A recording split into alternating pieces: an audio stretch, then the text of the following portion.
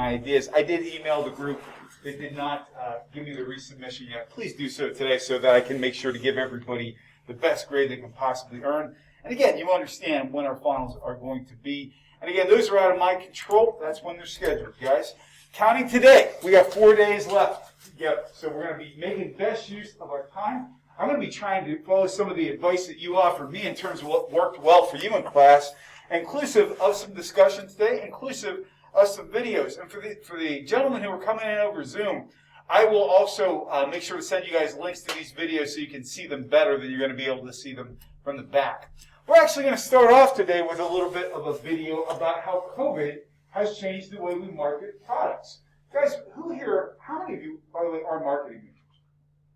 So how would you define marketing? Like in your own words, what is marketing?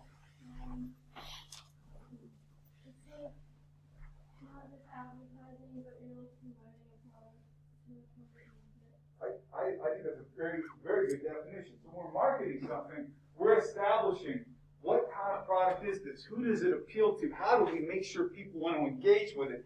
What has changed? Not just COVID, but in the world, what has changed the way we market products? Asia, what's changed the way we market products in the world in the last decade of our lives? I absolutely believe technology. So we're talking about technology. What might be an example of the technology that's changed the way we market to people, Dawson? Phones, for sure. We're carrying around supercomputers in our pockets. You guys realize, by the way, the phone that you're carrying in your pocket is more powerful than the computers that landed people on the moon. That's how much technology has improved in your parents' or grandparents' lifetime. So phones, for sure. What else has changed about the way we market? What else is different? What do you think? What else has changed the game? Grace, what's changed the game in the way we market to people in the last 10 years? TVs, for sure. They're smart these days. They're tracking where we go. What else tracks us where we go? Jake, what's something else that tracks us? Cars are starting to track us. They sure are. They sure are. I'm thinking of something else that we use every single day. The internet, for sure. What specifically on the internet? Google knows a lot about it. So, Jariah, what's something else you use on the internet every single day? On your phone, perhaps. I'm sorry? Safari, for sure, browsing habits. How many of you guys have a TikTok account? How many of you guys use Instagram? How many of you use Facebook to keep in touch with your older relatives? How many of you, by show of hands, raise your hand if you have social media of any kind? Check this out, guys. Have any of you seen the movie The Social Dilemma? The Social Dilemma says the following. If you are not paying for something that you're getting, you are the product. What that means is social media, Facebook. None of us pay for Facebook. None of us pay for Instagram or TikTok. Some of us pay for a premium subscription for LinkedIn. That's a whole different animal. In reality, why are they giving us stuff for free? Why do you think? Why would social media give us these accounts for free?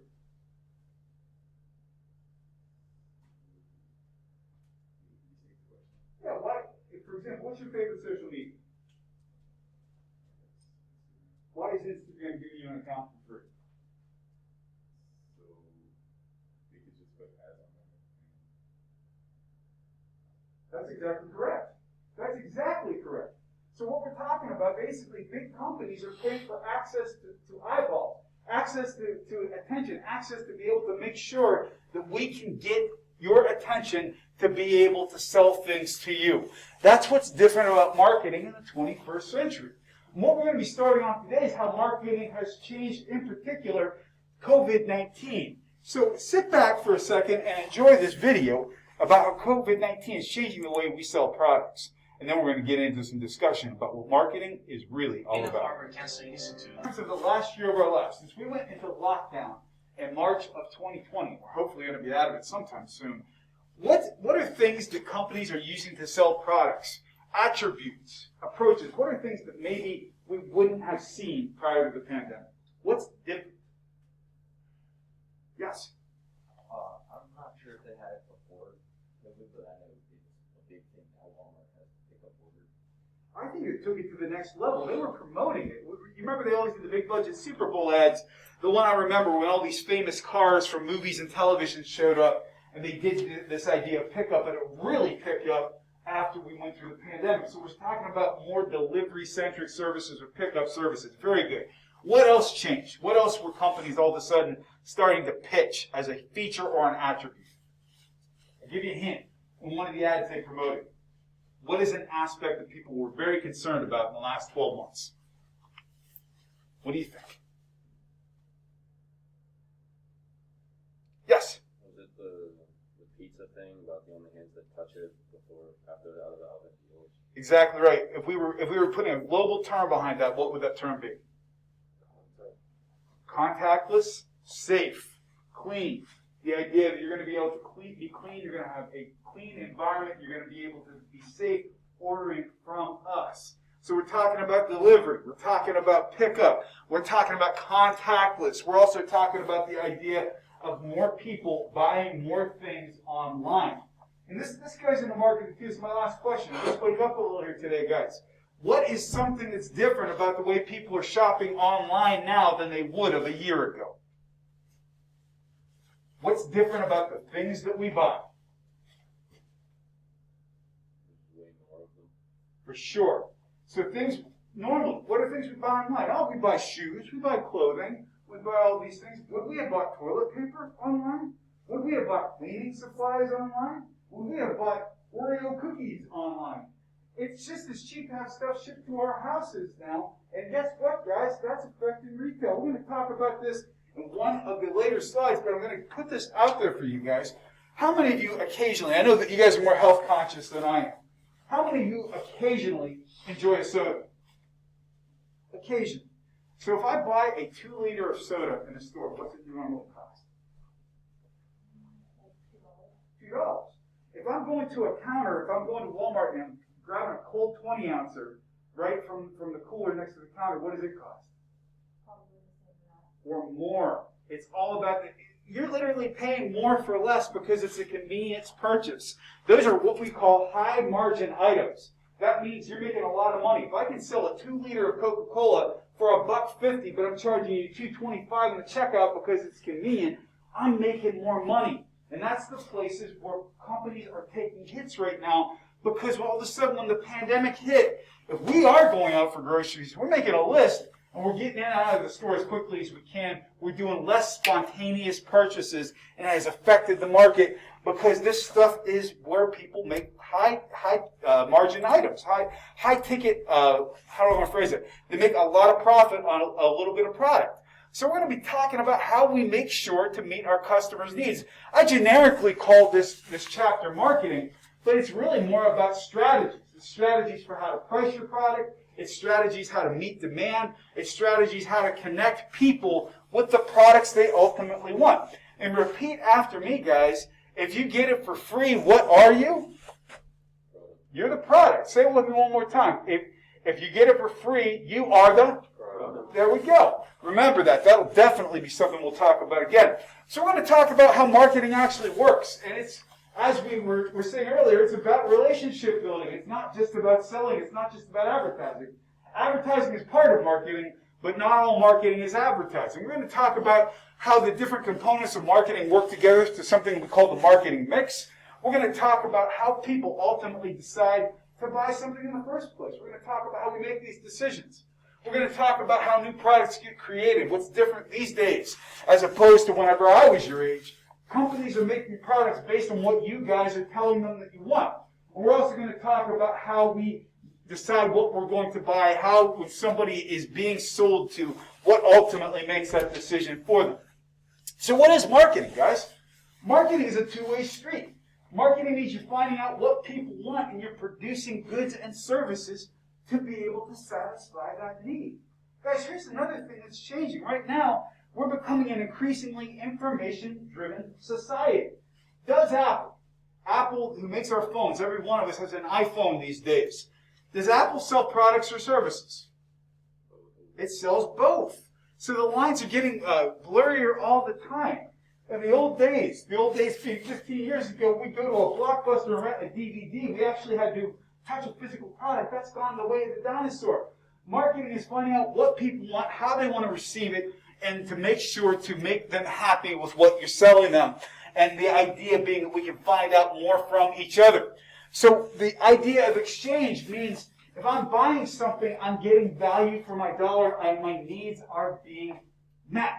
And the idea of marketing concept means that we're basically focusing on the customer and fitting the needs that they have and the way that they want them to be met. And the idea being that the customer is always right. The right principle means you have, this is verbatim out of our text, but I like it, so I will read it. The right principle, do you have the right product when the customer wants it at the right price? That's what modern marketing is all about, because we're getting into things like dynamic pricing, for example. Customer value means, for example, that I found that I got a good value for my dollar. What's my ratio of expense to benefits? If I feel that something is worthwhile, if I spent $1 for a Coca-Cola, do I feel that it gave me $1 worth of satisfaction? If it's so good that I spent $1 on a Coca-Cola and I felt like it was worth double what I paid for it, that gives me a positive ratio. I have a good feeling about the product I just bought. I want you to think for a second, guys, about something that you bought that you're either incredibly happy with or incredibly unhappy with, and why. It could be a product or a service, for that matter. Think about that for a second. Will somebody share with me something that they bought and were either really happy with or really unhappy with? Tell me about your experience. I'm sorry? Tuition. Were you happy or unhappy? You got value. Good morning. I'm so sorry. You know what? I'm glad you're here. So you're welcome to be here. Thank you for your honesty. So you feel you got good value for your dollar? No, but I'm happy with the experience, but I don't think it should be $40,000 a year. So that's a good point. So we're talking about there's a difference between satisfaction and value. So you're satisfied, but you don't feel you got value for your dollar. Is that fair? Yeah. Okay. Is there anybody else who has been either incredibly satisfied or incredibly dissatisfied with the product they have purchased? Please share with me, guys. You guys said you wanted to talk in our feedback. Let's talk. What would you guys say is something you're either happy with or unhappy? Yes, sir. I was hoping that was coming. So, when was the last time you had McDonald's or Chick-fil-A fries? I want some French fries right now. What would you say? Did you get what you paid for? Yes. Yes. So, if you said, how much were your fries, by the way, if you don't mind me asking? $1 You got fries for $1. Yes. So, would you say, in terms of you're 100% satisfied, or 75% satisfied, or 150% satisfied? 100%. You hit the mark. I love it. I'd love some fries right now. So that was high customer value and high customer satisfaction. 2 more people, guys, share with me something you either bought and loved or bought or were not happy. What do you got?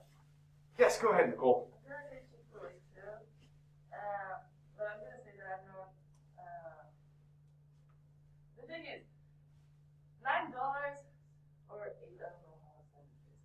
But if you convert that money to Mexican pesos, and then I think about like how much I am paying for that sandwich, it's way expensive here than in Mexico. So I would say that I'm not getting what I'm paying for. Did you like the sandwich? Yeah, I love the sandwich. That's why I pay for it. But So you had high degrees of customer satisfaction, but you did not perceive high levels of value. yeah. Yes. Very good. Very good. So we have food entering the equation. One more person. Yes, sir. I have the AirPod Pros, and I love them, but I only got them for $90. But if I got them for $250, I feel like I would feel differently. So if you paid $250 for those, you'd still love them, but you felt you paid too much.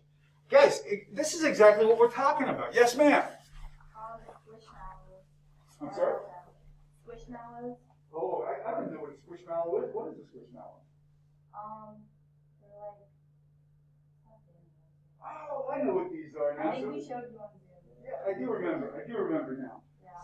So in terms of how much does one of those things cost? Well, they used to be like 10 or 20, but now they're going for like 100. So supply and demand, right? Everybody knows about it now. So is it fair to say that you still love the product? Yeah. I But- love them when they were cheap. But right now you're not feeling the value from the product. No. Fair enough. Guys, this is exactly what we're talking about. And here's why this is important. And this will frame everything else we talk about. If I got BMW and I got Hyundai, Who can sell a car for more? BMW. In reality, both those cars do the same things. They'll get you from point A to point B. And some Hyundais are really nice these days. They have leather interiors and climate control and all that stuff. But somebody who pays more for a BMW based on their demographic is more likely to see value out of it than the person who's in the market for the Hyundai, because the person who is buying the BMW generally has more disposable income, and that's where demographics come in. So these are fluid concepts, guys. Here's what is changing. Guys, marketing these days is not just about product. In the old days, for example, we had Henry Ford. What was Henry Ford famous for saying about the Model T? You could have it in any color so long as it was black. Absolutely. Who said that, by the way? Raise your hand who said that. Absolutely. Good job, guys. What that meant is, I'm making a product, take it or leave it. That is not the way we sell anymore. Relationship marketing means that we're looking at building a relationship with a customer. Why is that, guys? Because if you listen to your customers, they'll tell you what to make. Here's the trick, guys. I think it's awesome. I think companies should be happy when people complain. Why do I think that? I think companies should love it when their customers complain. Why should I be happy? Yes? Because if everyone says, oh, I don't like this one thing about it, then you just change it and everyone likes it. They're telling you what to fix. They're telling you what to fix. They're telling you what to make. If people aren't happy with the price, if they're not happy with the quality, believe me, they'll speak with their dollars too, guys. And are people more likely to complain or compliment? If it bleeds, it leads. If people are unhappy, they will tell you about it. Generally speaking, nobody comes in most of the time and says how happy they are. It's just like relationships. We start taking each other for granted. I probably don't tell my wife I love her as much as I ought to. That's a note to self. I need to do that. But boy, we have a fight. It's something that comes out to the top. We don't fight that much, but it happens. Guys, when we build these relationships with customers, it's something we want to maintain. Why is that, guys? Because if we lose somebody as a customer, it takes us 5 times the amount of money and resources to get a new customer to replace them as it does to keep an existing one. Who here has ever had bad customer service and got something for free? In other words, somebody screwed up, so they gave you something for free. What did they give you? Who was it? It was in a restaurant, and well, they based off our order, so at the end they gave us free dessert. Did it improve your opinion of the company? Yeah. Yes. A free dessert or a free cup of coffee or an extra hamburger costs next to nothing for a company, and it's so worth it to keep you as a customer.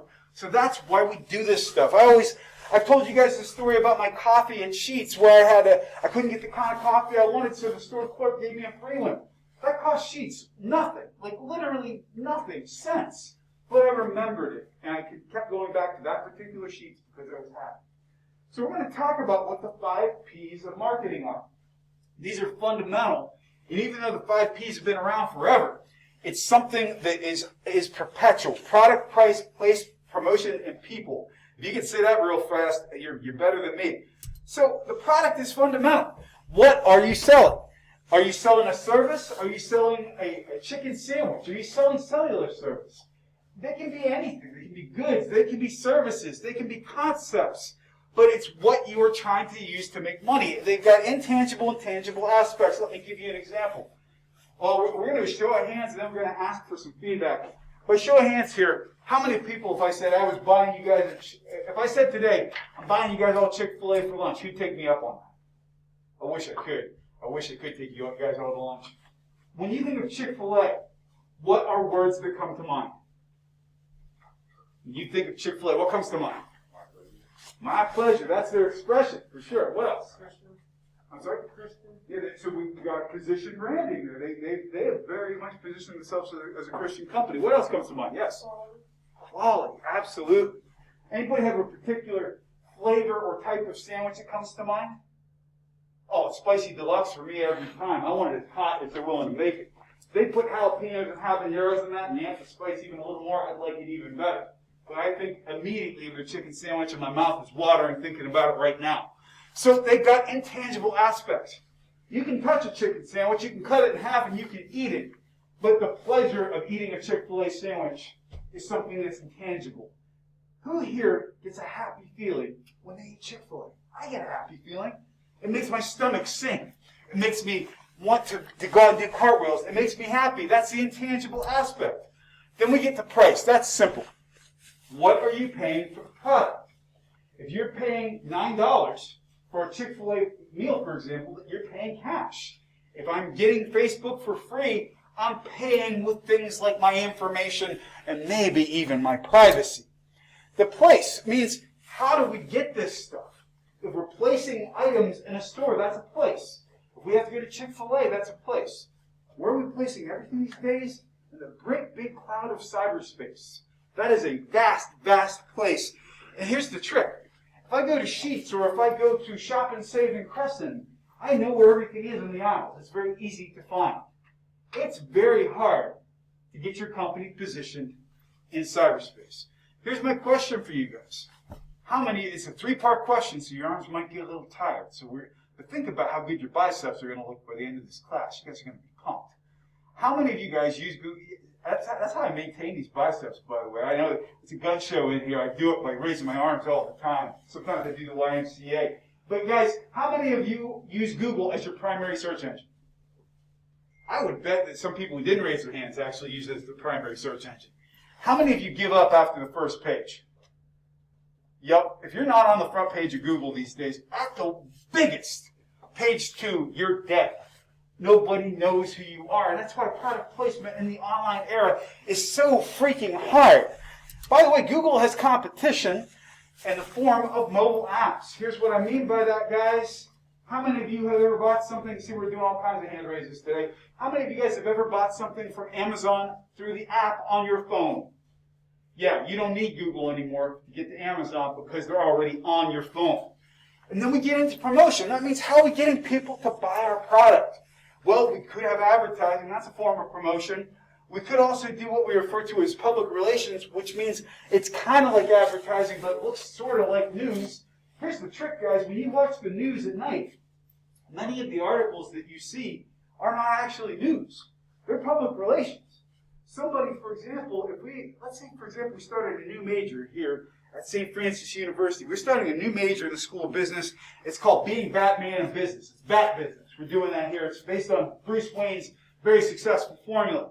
And we invite all the news media to come up for the unveiling of our new golden Batman logo on the front of Schwab Hall. That's technically public relations. That's not advertising. We didn't pay a damn thing for it. We got people to come up and do it for us. Who here can think of a time in the last 2 years when a company got free public relations because they did something controversial? Oh, I can't believe, yes. Nike. Nike are masters at this. And Nike, what ad are we thinking about? Exactly. Was that not a provocative ad? It gave people things to think about. When I say provocative, I don't mean it's offensive. I mean it makes us think. So we got women in sports, we got Colin Kaepernick, we got all these things that people have various opinions about, and we get PR because of that. Then we actually get into the personal selling arena. How many of you have grandparents who watch QVC? Anybody know what QVC is? It's selling on television. Well, guess what? That's coming back. They're doing it on Amazon now. People are actually doing personal selling on Amazon. And by the way, it's huge in China. And social media and e-commerce, those are the big freaking guns. Those are the things that are changing the way we buy everything. And so again, promotion sometimes gets mistaken as being marketing itself. Marketing includes promotion, but promotion is not all of marketing. Just like advertising is part of promotion, advertising is not all of marketing. The bigger umbrella all this stuff is under is marketing as a whole. Making sense so far, guys? I sure hope so. We're going to get through the P's today. People. Well, we need people to do things in our company. We need people to be able to make the product. We need people to be able to produce the ads. How do we market? We need people to do all these things, and we need people to buy our stuff. People still buy things. Even though the robots may take us over at some point in time, right now they're not buying things. This gives us what we refer to as our environmental data, because this comes from people as well. Well, your culture and your social forces. For example, what is something that almost every company wants to promote these days? I'll give you a hint. Electric cars. I'll give you a hint. Recyclable bottles. What is something that all companies are trying to promote these days? Going green. And by the way, when you're not really going green, but you're trying to act like you are, they call it greenwashing.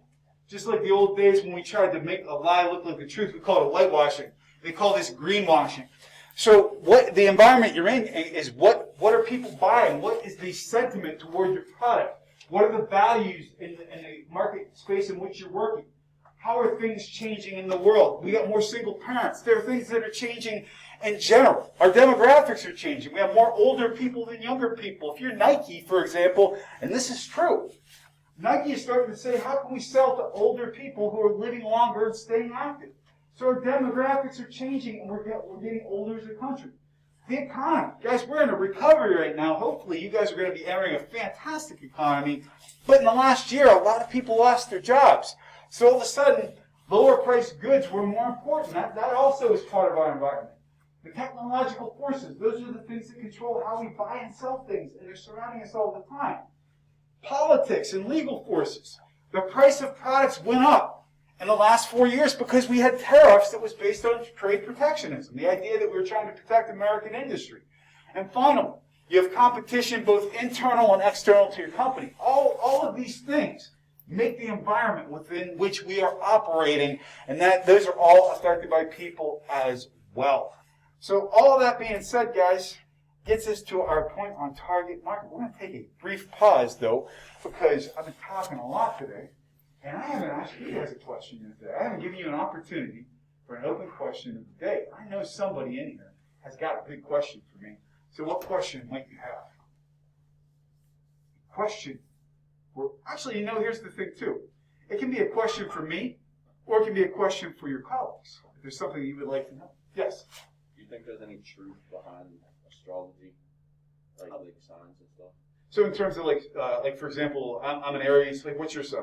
Scorpio. Scorpio. I think sometimes yes and sometimes no. I think, for example, we can read into things and make our traits fit what they would say an Aries is like. For example, I'm an Aries, and we are labeled as being people who like to charge forward because we're like a ram. We're good at starting things. We're not good at finishing things. We lose interest very quickly. And I can see those traits in myself, but I don't know if I see all of them. So I don't know if I believe in it or not. What are your thoughts? I think they're accurate sometimes, but I think, I feel like now that I just told everybody what I was, people are making rash judgments about who I am. Like the characteristic. What's a characteristic of a Scorpio? I think Scorpios tend to be pretty powerful people. Yeah. Like I remember this one singer I follow. He's very proud that he's a Scorpio, and he's powerful as hell. Yeah. So that's always been something associated with Scorpio. I think people just I don't know. I think people take it too seriously. Anybody here ever read their horoscope? What do you think? Is it accurate? So what's your sign, if you don't mind me asking? A Leo. A Leo. And what's a characteristic of a Leo? They make good leaders. I know that.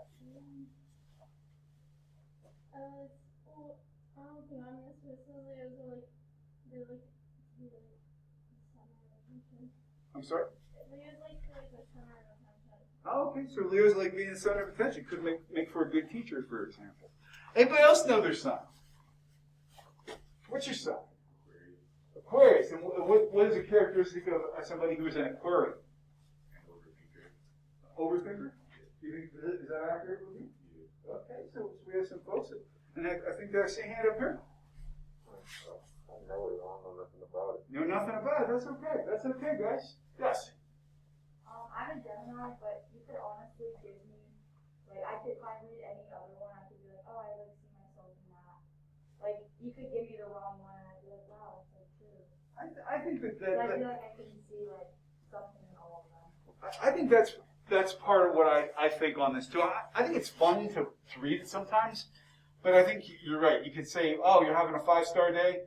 If you read it, well, now my day sounds like a 3-star day, for example. So that was an excellent question. Thank you for bringing that up. Well, guys, a target market, we're going to hit one more slide here. A target market means who are you going after? Who do you want to sell to? Who can afford the products at the price that you want to sell them? That's your target market. And with that being said, ladies and gentlemen, boys and girls, we're going to call it there. I will be in this room on Friday, but you are welcome to attend online if you so choose. And for our folks out in Zoom land, I'll have the slides up for you next time. Sorry about that, guys. And I will see you soon. Have a good rest of your day, guys.